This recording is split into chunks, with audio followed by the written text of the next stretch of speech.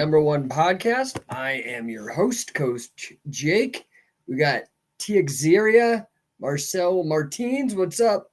Happy to see you guys. Hit me up in the chat. Tell me what's going on. Clark Sonomicon, SBK, Outlaw Grappling, Max Pro Gears, Lyrically Indigenous, Ale Pan Tujow, Dr. Sherman House. What's up, brother? It's hammer time. Instructor Close, MTMG. What's up, guys? Chill guy.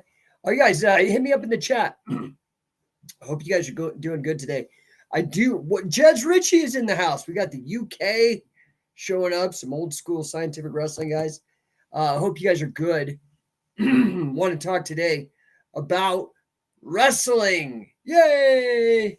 My favorite subject. Wrestling and small business, man. Those are my two favorite. I'll talk to you about anything. Just bring it up in the chat. I'm happy to help you with whatever I can help you with.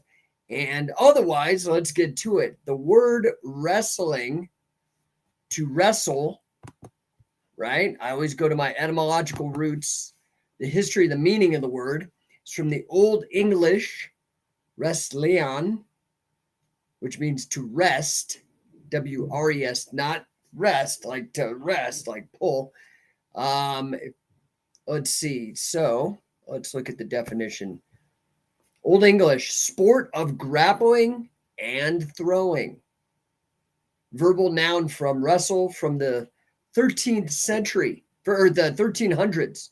Action of wrestling, a wrestling match.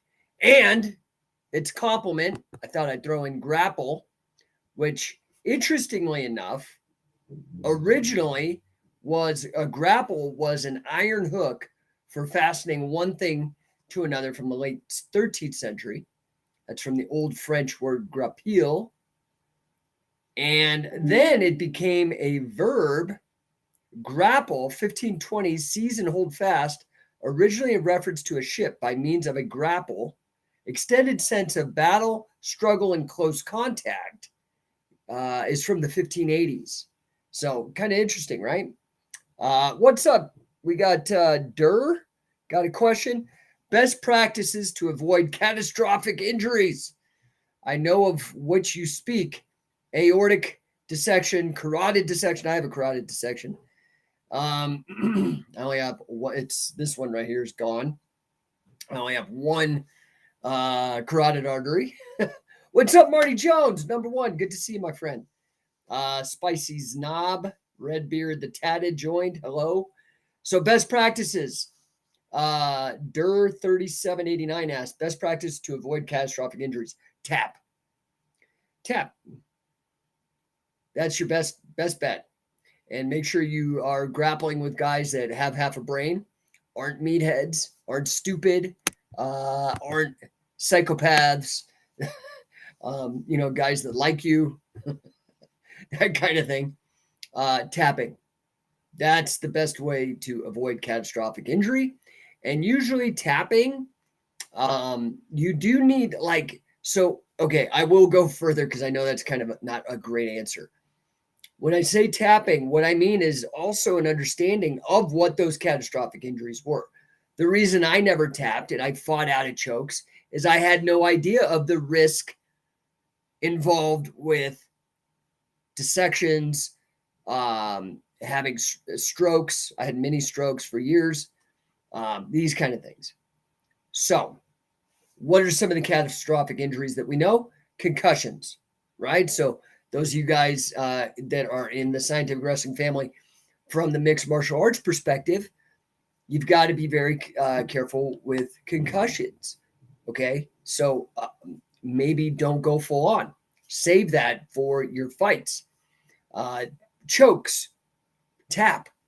Don't fight out of chokes. That was the mistake I made because I started early and there wasn't anybody to tell us, hey, man, don't fight out of that choke. I mean, people were cranking the hell out of me, right? Some of the stuff that's not catastrophic. Well, okay, so neck cranks. You have to be very careful with neck cranks as well.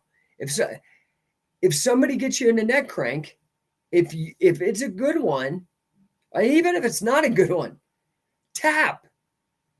live to fight another day. What we are doing is dangerous. That is part of the appeal of it.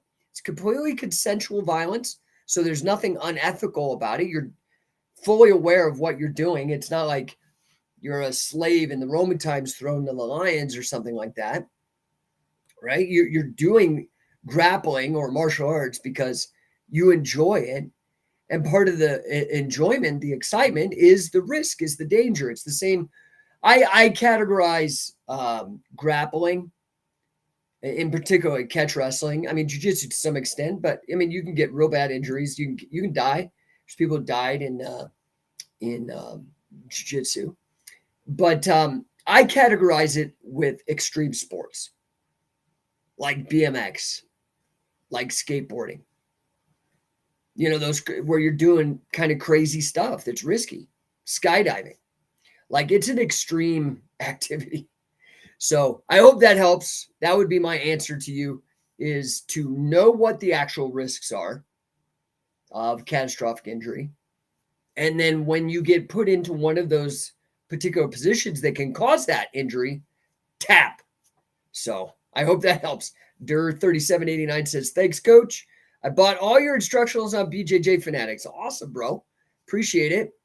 I'm just trying to get the grappling literacy up there, right? So I made a post today on Instagram. For those of you on Instagram, you go check it out, talking about the importance of catch wrestling. That, in fact, arguably, in my opinion, based on the figures, based on the history, that catch-as-catch-can wrestling is the biggest, most influential sport, in addition to combat sport, martial art, that the world has ever known.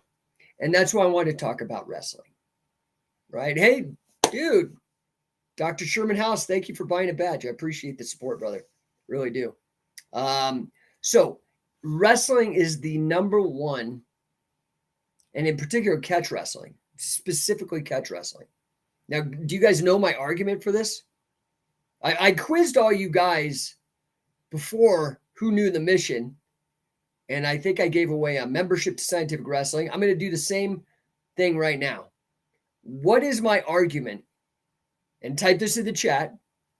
Why is catch wrestling, scientific wrestling, the sport, the competitive sport of professional wrestling, catch-as-catch-can, why is it the number one, undisputed, most influential, impactful, and important sport and martial art of all time? Whoever answers it correctly,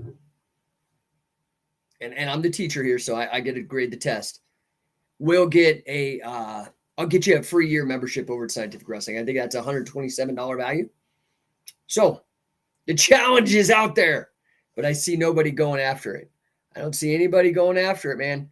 Why? I've already said this a couple times.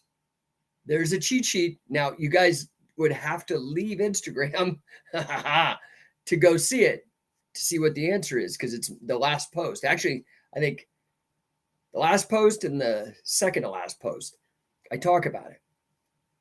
Anybody? Anybody? Raise your hand. Want to spit it out? I'm going to give you 10 seconds. 10, 9, 8, 7, 6, 5, 4, 3, 2. The reason why catch-as-catch-can wrestling is the single most influential. Oh, Redbeard the Tatted, I'll let in a late entry, but you're wrong. It laid the ground for grappling as we know it. Okay. Kind of, but not the entire argument. My argument's airtight, and I want you guys to learn this argument because it's fact. So when somebody comes at you and says, oh, you know, catch-as-catch-can, oh, it's doomed, or it never works, or yada, yada, yada. Here is what the response is. Catch-as-catch-can wrestling is the most influential, impactful combat martial art sport in the world. And I can quantify this because it is responsible. Had Catch as Catch Can not existed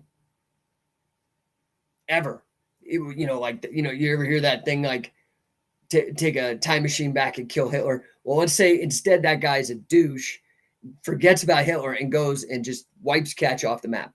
That happens, you have no Olympic freestyle wrestling. Okay? All the people that came from Olympic freestyle wrestling, all the athletes, all the coaches, all the fans, all the promoters, that's gone. 118 years of Olympic freestyle wrestling ceases to exist. That's one. Two, all high school and collegiate wrestling. Anybody who's ever been a fan, athlete, coach, or in the administrative business promoting side of high school or college or peewee wrestling, all of those people gone. They'd had to do something else. So you see, we're racking up quite a big number in terms of impact. And we've only done amateur wrestling, Olympic freestyle, and American folk style. Gone. Guess what? MMA started Catch Wrestling was doing MMA mixed matches back, boxer versus catch wrestling in the 30s and 20s and prior. Okay. Then we had Mila Savage versus Gene LaBelle, catch wrestler. Inoki versus Ali in the late 70s, catch wrestler. Shuto, mid 80s, catch wrestling. Pancrase, early 90s, catch wrestling. Then UFC. Okay, get it? So now you don't got MMA, you don't got folk style wrestling, you don't got amateur wrestling, you don't got professional wrestling. The Hulk Hogans, the Ric Flairs, all of the fans, all of the athletes, all of the promoters, all of the coaches had to do something else.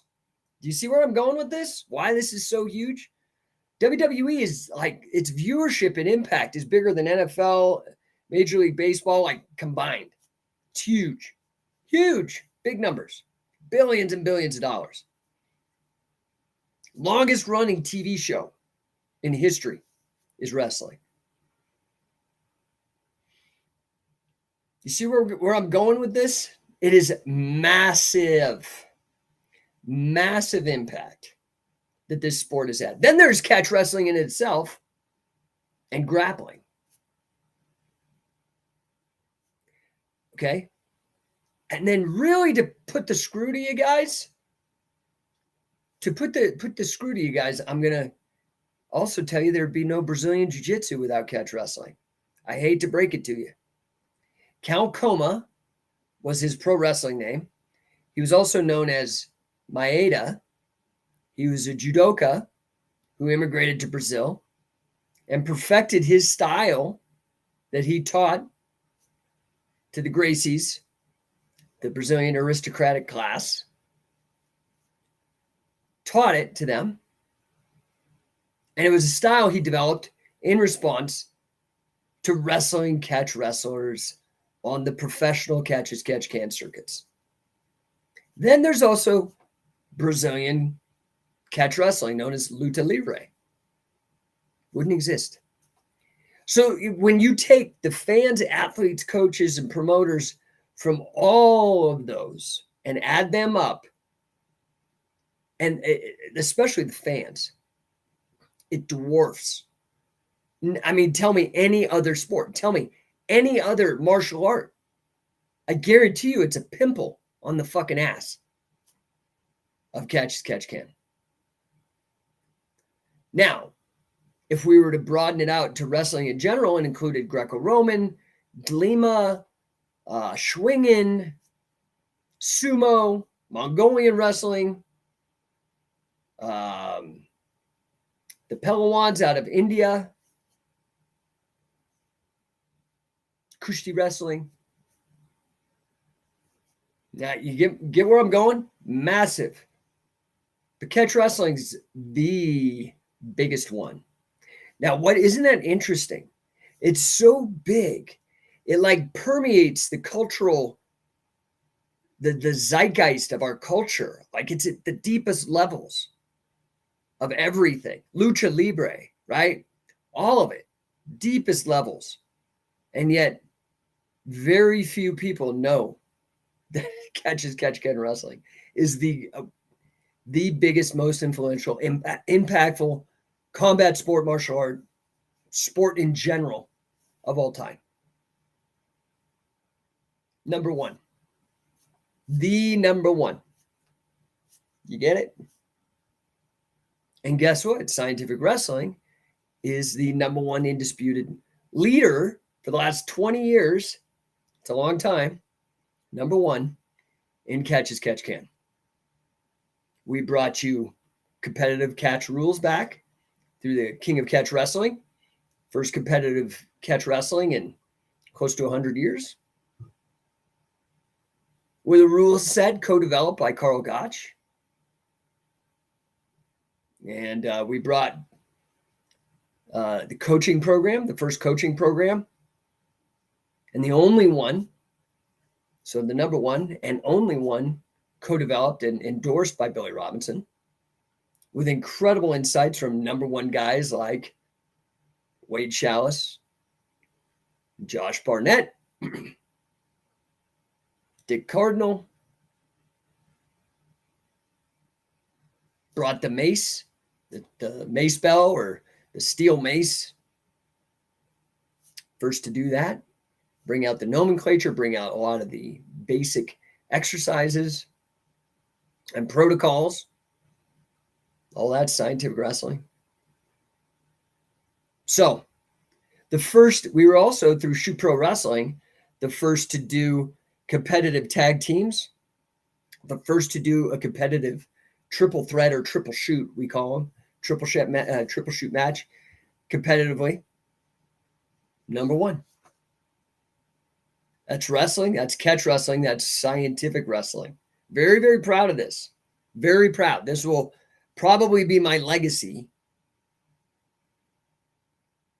Probably. Even though I've done other things, I have a master's in financial mathematics, got 3 wonderful kids, married 16 years, going on 17 years,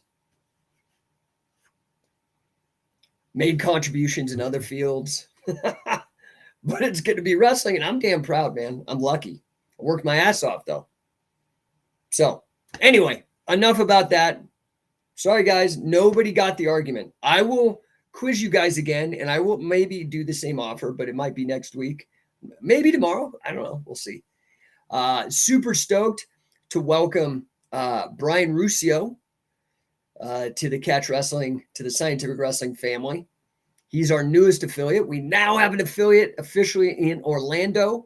Brian is a badass dude, super competitive grappling guy, like won a ton of stuff. Let me look up his resume here. This is pretty cool, dude. I'm gonna read it.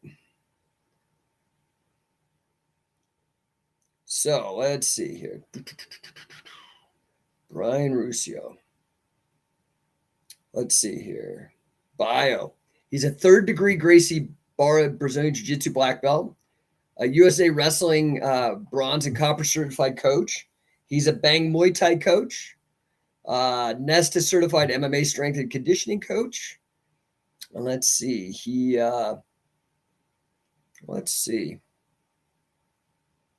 competes at the world level. Naga Pan American Expert Division champion. Badass dude. Super excited to have Brian on board. He's been in the coaching catch certification for a while. He is up now. He was up at the last certification, but he couldn't make it. So the next one he comes to, he's going to be getting his assistant coach cert, well on his way to full coach. So very, very proud, very excited to have him. Rob Dent, what's up? What's up, man? Got Mason on the call. Happy to see you, bro. Hope you're having a good time after camp last week. Maybe it looked like you picked up some cool stuff. What's up, Demi Goon? Happy to see you. Leva Wakwa. I don't know how to say that, but hi. Good to see you. So what questions you got for me? Anything? Hit me up, man. Hit me up in the chat. I'll hang out for a minute. Yeah, man. Life is good. Super stoked. Now, that said, I do have the offer, man. We are filled up. I said the first 8 people that sign up to be affiliates are going to get the early adopter discount. That's $2,000 off. Okay. Now, if you guys been to the affiliate page, the offer page, you know that this is a business in a box. It's designed for you to make money with it. I understand that, like, my mission with Scientific Wrestling is to improve the lives of every person on earth, every man, woman, and child, all 8 billion of you, through Scientific Wrestling, the sport of catch as catch can, as a fan, athlete, coach, promoter, or a combination of all of the above. That's the mission. So now we've got 8 guys that are on the mission as affiliates. They partnered with me. They're official Scientific Wrestling affiliates. We've got the Scientific Wrestling Canada. We've got V10 in Denver, Vicious Fern Earwood. Scientific Wrestling Canada is Marco and Carmen up there. Vicious Fern at V10. Paul Garcia Sports in Northern Colorado. Super excited. Right on the edge, very close to Nebraska. If you guys are in like Sydney or any of that, you could drive right to Paul's gym as well. And Cody, his guy was at camp soaking up all the stuff from the camp last week. So he's a beast. We've got Gil Olivas down in Phoenix now. Super excited, dude. Black Flag Submission Company. We're going to be heading there next. So at the end of the month, coachingcatch.com is going to be down in Phoenix. Come and join us. And what else? Then we've got, well, of course, we have the new affiliate. That's Brian Ruscio in Orlando. Super excited. Welcome to the family, my friend. Then we've also got the 3 originals, Sam Crescent, Jesse Merez, and Luis, also Harry Smith. So I guess we've actually got 9 affiliates, guys, already. So you understand, I'm going to give one more, even though I said only 8, the first 8, we're already at 9. Okay. So questions. So Mason gives me the muscle arm emoji. And baby bottom feeder. Have I seen Kirk Jacobs' finished movie yet? I have not. I think it's out today on Amazon Prime. So I'm going to watch it tonight. I'm really excited for that. I think that he probably has done a good job. I haven't seen it. I know that he's very sincere and he loves Catch as Catch Can. Did a bunch of great interviews. I know that I'm in it. I know Eric Paulson, Dan Severn. Who else? I think he got like Terry Brands. He got probably Dan Gable. Of course, Mike Chapman. I know he and Mike Chapman are very close. Mike Chapman, a great historian. I'm excited. Did I mention Eric? Josh Barnett is in it. Randy Couture. So it's called For the Love of Catch. You can check it out on Amazon Prime. So check that out. I'm excited to watch it as well. We have our own documentary coming out. That is one of the perks of affiliating with us.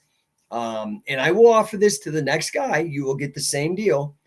But I had offered to the first 8 affiliates a place in the documentary. It's like evergreen marketing. So we're doing our own Scientific Wrestling documentary to really document a lot of the stuff that I've already talked about in this podcast, the stuff that we've accomplished and contributed and continue to contribute. And so that documentary, I'm really excited. We're tossing up right now. It's really between some Sundance and Cannes documentary award filmmakers and this guy who does all the documentaries for, he's done all these great documentaries with like Mike Tyson, Tony Robbins. Like, this guy's a big player. So super excited for that as well. But it's, so to the answer to you, Baby Bottom Feeder, I have not seen it, but maybe I'll watch it tonight. And yeah, maybe I'll report on it tomorrow. Tell you guys what I liked about it. Miles, any catch wrestling being taught in the Bay Area? So in the Bay Area, no, that I know of. But Sacramento is getting to be a hot spot. We've got scientific wrestling coach Jesse Mraz up there, and I'm sure he would drive down if you've got a school. He's a great coach, and he's I think currently over at 10th Planet Sacramento teaching scientific wrestling. As far as I know, he's the only guy that, and he doesn't know anything about 10th Planet. He came up through, I think his jiu-jitsu is called stable jiu-jitsu. I don't know who gave him his black belt. But then everything else is scientific wrestling. And so, I mean, dude, either get over there or bring him in to your place, Jesse Mraz. If you need, excuse me, I got the hiccups. If you need his info, DM me and I'll send you his info. He's in Scotland right now. He just did a seminar out there. Rob McClenny, 86. I've been looking into places at Arizona. Any recommendations? Yes. I have no idea where you're at. I would highly recommend you go to Black Flag Jiu-Jitsu. Gil Alabas is very serious about his catch wrestling. He has kind of dipped his toes into everybody, tested it out, tried all these different styles, and gone to certifications and all this. And he affiliated with us. And his team is just a bunch of ninjas. And Gil's a great guy, really great coach. So if you're in Phoenix, Glendale, Scottsdale, head over there. That's what I would recommend. Highly recommend. And we're going to be doing our Coach and Catch seminar over there. So come on, man. Stop in. Let's see what else. Catchman B, closest guy in the Bay is Riley Bodycomb. Oh, okay. Yeah, he's Sambo guy. It's not Catch. I mean, now so Sambo. I should add Sambo because it's recognized that the leg locks of Sambo originally came from Catch Can too. So even Sambo would be different without catch wrestling. Miles Blagan, good to know. Sac is not too far. Okay, good.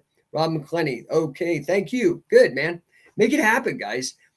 The thing is you guys have to take charge here. You have to freaking just make these connections, make the phone calls, talk, save up some money, go over, start learning, get involved. There's not a secret to it. You've just got to get involved and get going. Like, come to camp. You'll love it. You sign up for a camp with us, you get lifetime membership to Scientific Wrestling. Okay. So there's, I think 90% of our instructionals are behind the gate. You can watch them. You can watch UWFI, 75 hours of UWFI that has like Sakuraba, Dan Severn, Good News or Bad News Allen. Who else? Oh, Gary Albright, the Suplex Machine. Great, super amazing proto MMA pro wrestling organization out of Japan. Get all that. Tons of articles. You can go listen to all the conversations with Carl. I got hours and hours of my conversations with Carl Gotch. So instructional material, there's member forums, all that. You get that for free. Then you get 2 days, which is guaranteed to be over 12 hours of mat time, training, drilling, learning. And again, the number one feedback from everybody who comes is, dude, that was mind fucking blowing. And that's why people come over and over and over and over and over and over and over again, because it's always different. We're always adding different things to it, showing you different perspectives with the fundamentals and the basics, the way that we were taught with Billy. Okay. So that I would really recommend that you get out to one of those camps, especially, and you can test it out. If you're thinking of becoming a Scientific Wrestling affiliate, get to camp first. The affiliate, that's a big commitment. You want to make sure that it's something you can hang with, because it's hard too, right? You don't want to get involved in them and be like, dude, this is just too fucking hard. Come to a camp, get an idea of what we're doing, enter a King of Catch tournament, right? That's how you do it. Rob Dent says, opinion of UWF rules in a modern MMA setting. I mean, it's, I'd like to see it. I think it would work just fine. I think it'd work just great. I implemented a similar negative point system for our championship matches at Shoot Pro Wrestling. And I took that idea, tweaked it a bit to fit it, but I took that idea from UWFI. I like that a lot. The kicks and slaps, very similar to Pancrase. Yeah, I think it would go over well. It'd be really neat to see somebody take the UWFI and rebrand it as a pure shoot organization, right? Because so what they were doing with it, the UWFI is what was known as a work shoot, and it was proto MMA. So there had been Shuto, and Pancrase hadn't happened, and UFC hadn't happened. Okay, and so it was a group of athletes. Takada, all these guys came in. It's like proto Pride. It was like the organization before Pride. Had fantastic guys like Gary Albright, Sakuraba, Dan Severn, these guys. And they would go.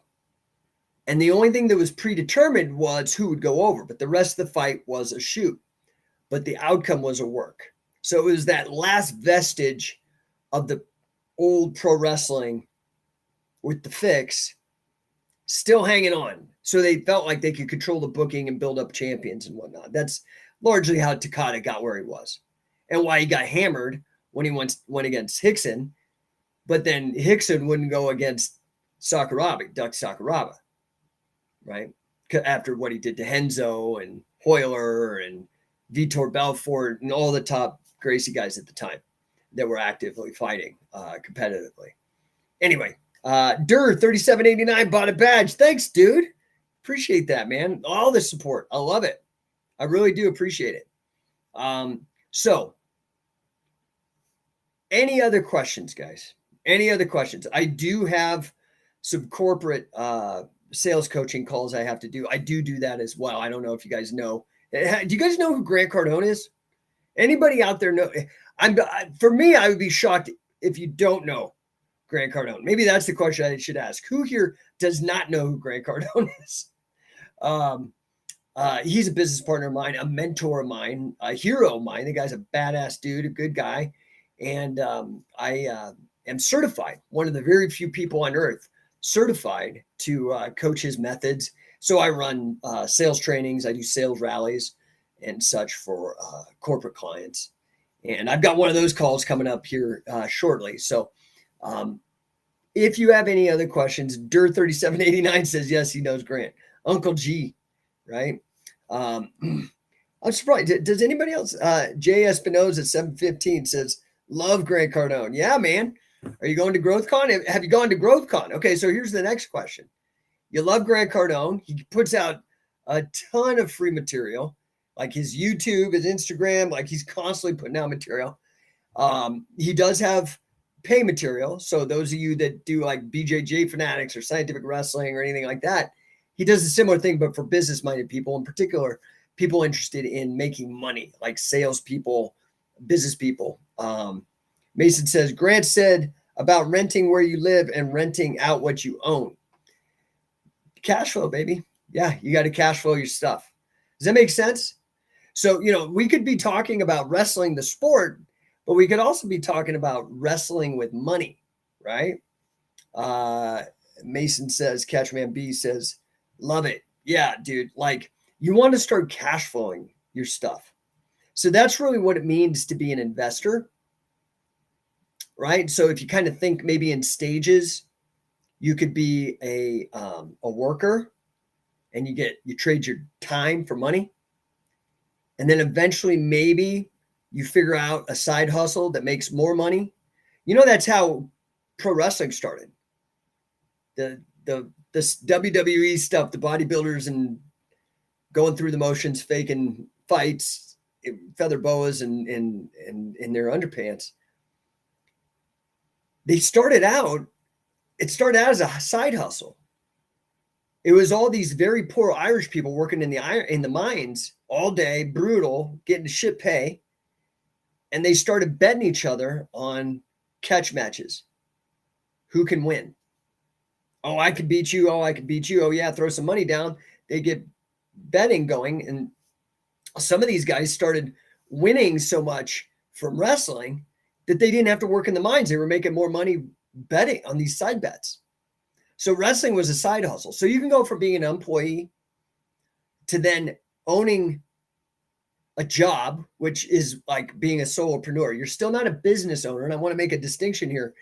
When you are a solopreneur, which is where it's like you don't have any employees or anything, you just basically own a job. Okay. And you're going to work your ass off. Now, you can make as much money as you want, and there's a limit because you can only make so much money if it's just you. Now, there's amazing things we can do in the age of the internet with automation and e-commerce. And so there are ways to make a lot of money as a solopreneur. Okay.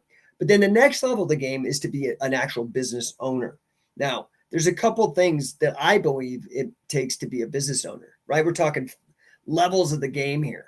So you've got an employee where you trade your money, or somebody trades your money for your time. Does that make sense? Miles Blagan says, wow, love that history. Haha. Rob McClenny says, wow, that's interesting.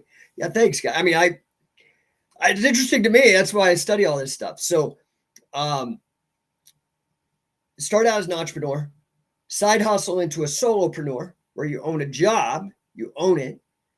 Then you move into a business owner. A business owner is a step up from a solopreneur because you're not just own a job, but you're providing jobs to other people, meaning now what was happening when you were an employee, you're doing that for other people. So you're actually putting food on people's tables. To me, it's like one of the greatest things you can do to provide for people, right? And help them in exchange for them helping you, right? So that is the next step, is to be a business owner. But also it's not just having employees, but it's having a business is something that you can also sell. Now, that might be a little bit of too tight of a definition because there's a lot of businesses that people can't sell. Okay. And that's a big problem. And this is what I help a lot of people out with. So I help them, at business owners, generate more income, make more money by learning how to sell and training their people how to sell. I align the employees' individual goals with the goals of the company. So everybody's working together. Right? So there's alignment. So I blow up the revenues. I align the mission with the culture. And I try to get through that goal alignment to battle what's known as disengagement. Most people in their jobs, the employees that trade their time for money, are disengaged. They're on Facebook, they're bullshitting at the water cooler. They're not actually really invested in what they're doing. And they're kind of just cashing a check. And that's not really fair to the guy who's paying you money. Right? So I come in and I try to help that as well. So it's better. So the people are actually stoked on their job. They're working harder. Right? And the other thing I do is I help implement systems. Okay. In business lingo, these are known as SOPs, standard operating procedures. And these are important because let's say you have 3 employees, right? You jump from being an employee to a solopreneur. Now you're growing. Now you got employees. You train your employees, but one of them's a dick, or one of them gets hit by a bus, or whatever. You become dependent on one. What happens? What happens if they get hit by? Your whole business could go under. So you create like an SOP or a system or a recipe, if you will, so that another person could come in and look at the recipe and do the job. Right? So that's really what I do for the business owners. And then once you do that, you can sell the business because it's systematized. You've got revenues coming in, it's making money. And the employees and the managers are all aligned with the goals of the company. That's when you jump. So you start out as an employee, then you become a solopreneur, then you become a business owner. And when you sell that, you buy into a company, you become an investor. So what an investor is looking for is cash flow. And this is what Uncle G is always talking about. Does that make sense? You're looking for cash flow. So if I'm an investor and I buy a bond, a mortgage, right? But I buy the mortgage. I'm not taking out a mortgage. I buy it, which means I give somebody money and they pay me back the principal plus interest. The interest is the cash flow. Make sense? This is the problem with things like Bitcoin, or kind of what Mason was talking about, which he just What'd you say, Catchman B? Coach is dropping hot fire. Thanks, bro. So this is why what Mason was talking about, where you rent where you live and then rent out to other people to make cash flow. Not at the same place, different places. Because you need the cash flow, you need income. Bitcoin don't give you income. Maybe a little bit if you figure out how to stake it. Some of these cryptos you could stake it and you get a little bit of income. Okay. Stocks, they could pay you dividends, right? The problem is a lot of those are taxed. And in particular, like people rely on Bitcoin on capital gains. Same with real estate. If you buy a house and live in it, they count on capital gains. But a lot of times, are those really actually capital gains, or are they just a store of value given inflation? Or maybe a little bit of a speculative run up on supply and demand curves. I don't know. Does any of this even make sense? Do you guys even care?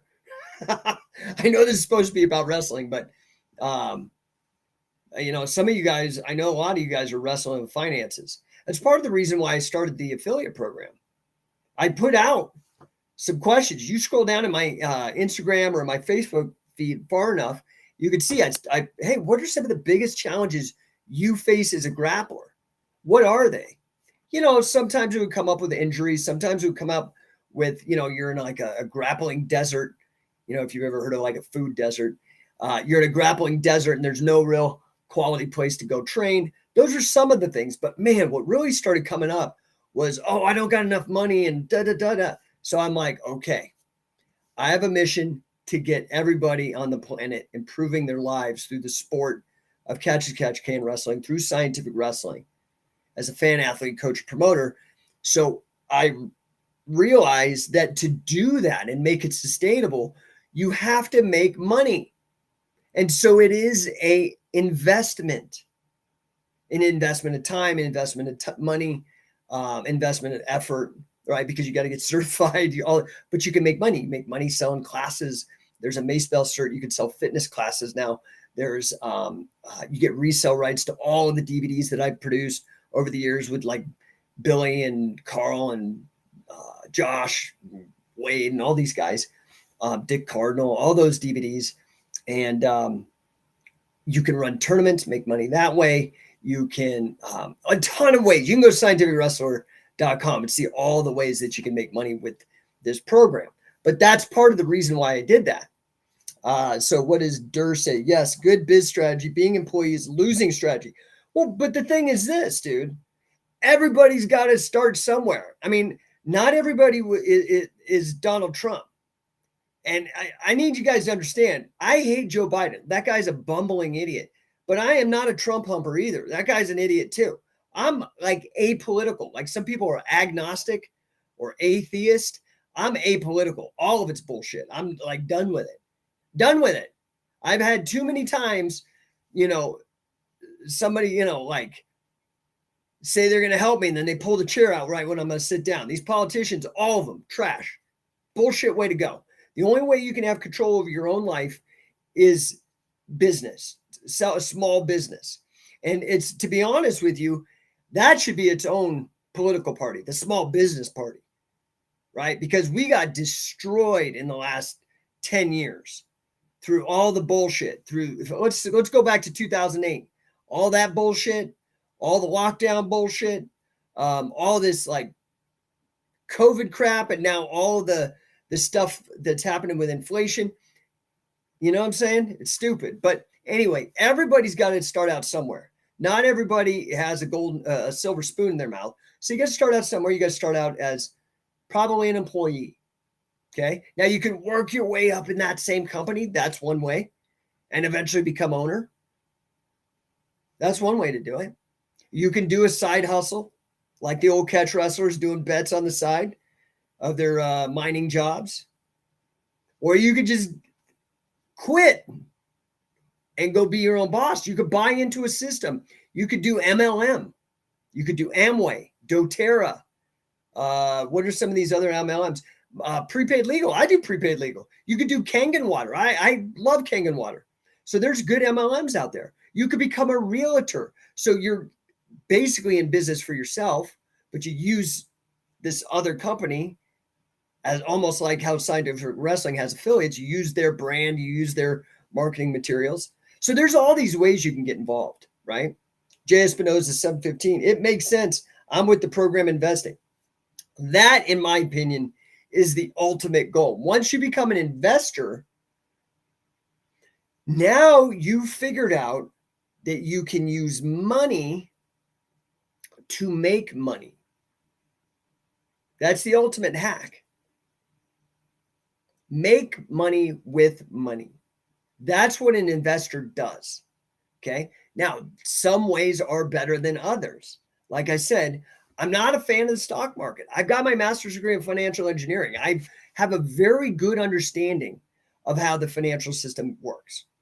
Just like the catch wrestling system, I know it inside and out. Arguably, I would say as good as anybody on planet Earth, if I'm not the number one guy, because of the amount of effort I've spent with the top guys, all of them, really deeply trying to understand it. And I've done the same with money. That's why I'm partnered with Grant Cardone, why I have a master's degree in financial engineering, why I worked in investment banking and mortgage banking. I worked as a tech support guy for a hedge fund accounting software. I understand how it works. And I'm going to tell you, these central bankers. Now, do you guys know the definition of fascism? It's changed.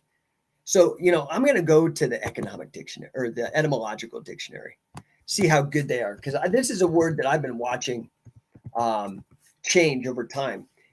So fascism, this is important. Okay. I'm not getting political. I'm having you understand what you need to understand to make money in business. Okay. Because there is a bit of a hustle involved. Some people look down their noses at capitalism, and I can understand why.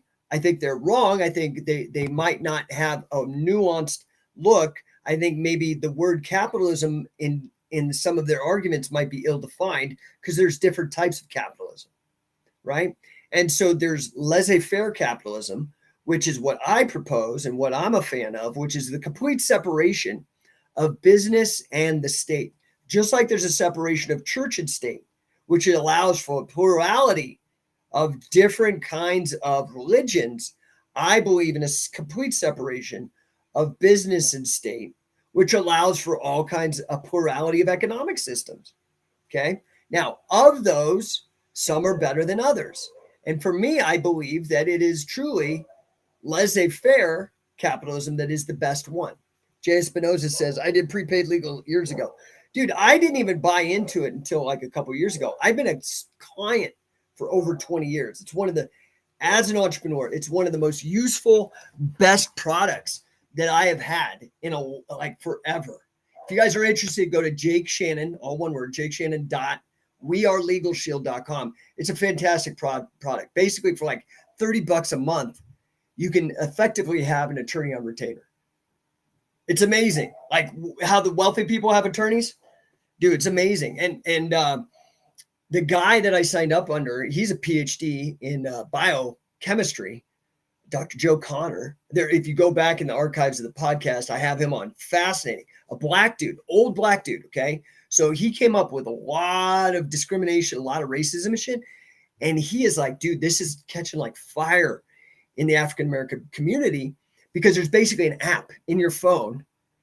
And if the cop harasses you, you hit the button and in 30 seconds, you're on with an attorney.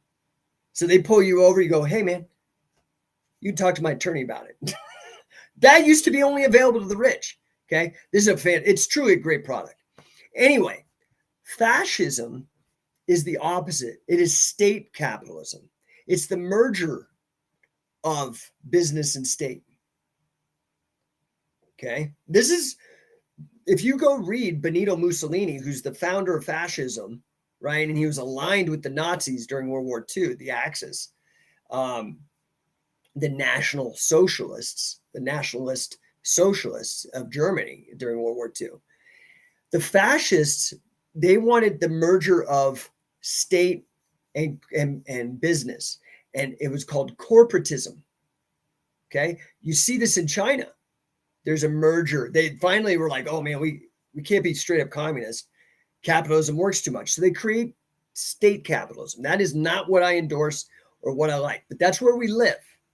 And the world has pretty much become this globalism thing where state capitalism, it's this hybrid capitalism thing where governments control a lot of stuff. And so the reason I say this and bring this up is that when you really understand the banking system, you see how it's manipulated. And so for me, the hierarchy of investments, we were talking about this yesterday. I talked about it on the show, that the subject was investing. That I think the hierarchy of investments, no, mind you, we were talking today about stepping up, right? I mean, I guess we kind of got into this because of the affiliate program, but I think understanding finances and business and sales and these kind of things are important if you want success for yourself, you want abundance for your family, and you want to do it in an ethical and moral way, right? Without theft, without violence, that kind of stuff. So anyway, you start out as an employee, you become a solopreneur. Solopreneur becomes a business owner, and then a business owner can sell the company to an investor, or you can become an investor and buy a company. So the hierarchy of investment, I believe personally that the stock market is at the very bottom of what you should be doing. And that honestly is why that's where most people are. Because most people are at the bottom, right? If you think about percentages, the top 1% of owners, sure, they have some stuff in the stock market, but their investments look different, okay, than what your average Joe Schmo who gets hammered, his 401k or Roth IRA gets hammered every couple of years because of the stock market, right? Sure, you make 10% gains. And yeah, okay, that's cool. Now, a guy like Uncle G is like, dude, real estate, because it is relatively easy and it cash flows, okay? It's expensive to get in is the challenge. So you've got to save, right? Because typically, let's say you want to buy grants into multi-family properties, you got to put down 20%. So to control $1 million property, maybe it's a duplex or a quadplex or something, I don't know. You need to put down $200,000. You've got to be able to do that. So you could either come up with that through your friends and family or saving or whatever. Okay. I believe the hierarchy of investing at the lowest, I believe, is like bonds, because these are from the government. Now it's weird because they're safe, because do you understand what the surety is? Like what the guarantee is? It comes from your tax dollars. That's sketchy, dude. You can't opt out. That's why, that's what the national debt is. Do you know the number one creditor to the United States? Throw it in the chat. Who do we owe the most money to? When we talk of the national debt, right? Trillions and trillions of dollars. Like each of us owe, if we were to divide the trillions of dollars owed by the number of citizens, it's like hundreds of thousands of dollars that we each owe. Okay. If we put in like unfunded liabilities and stuff. DIR 3789 gives the standard response that it's China. No, China's not even close. The number one person we owe all that money to is the Federal Reserve Bank. The Federal Reserve, which was created in 1913 with the Federal Reserve Act. You can just look this shit up. It's out there. They're not going to push it on you, but the information is there if you want to look and find it. Or you can do like I do and take get an A+ in graduate monetary theory and economics, which is how I figured this out. But I'm telling you, so you don't have to drop the 60,000 that I did on grad school back in 2000. Yeah, it's owed to the Federal Reserve. That's why you can know that the Federal Reserve is as federal as FedEx. It's not.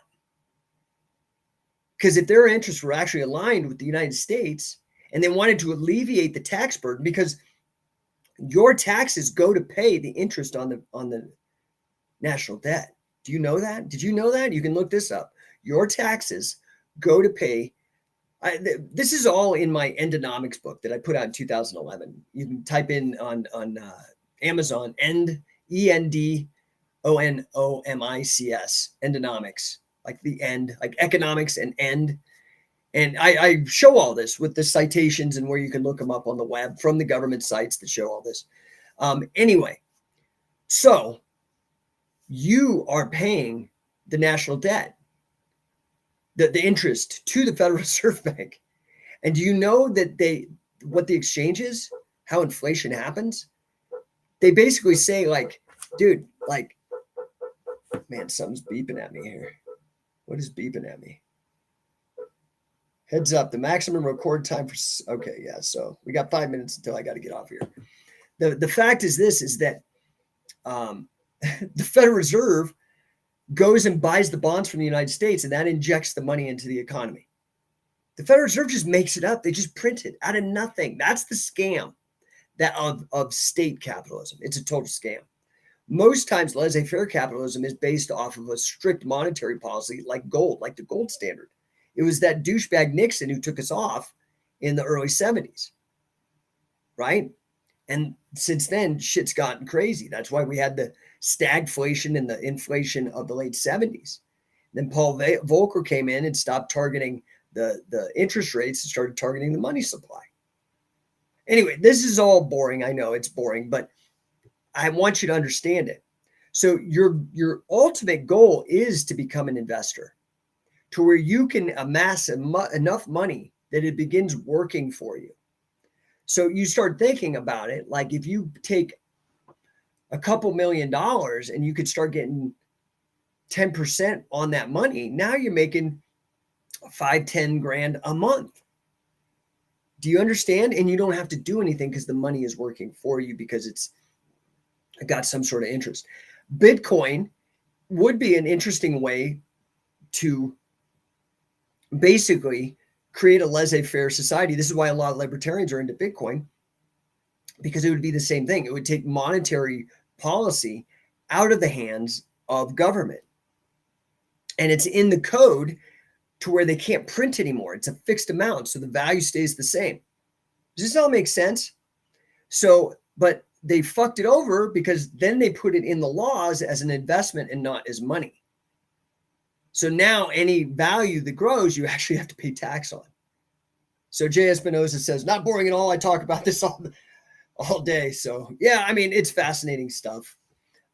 Happy to help you guys. I know we were talking about wrestling, but that's what you get with me. You're either going to get wrestling or business talk. So guys, if I can be of help to you, I literally have 2 minutes because my Spotify is going to kick me off. They only give me an hour to do the show through my app.